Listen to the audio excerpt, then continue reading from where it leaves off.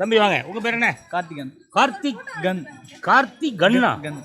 கன் கன்.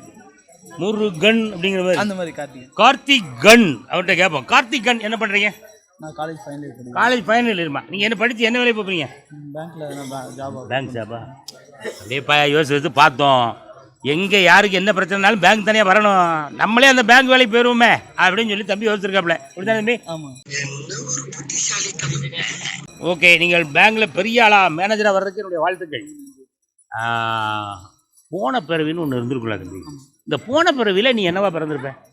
போன பிறவி பாம்பா பிறந்து. பாம்பா?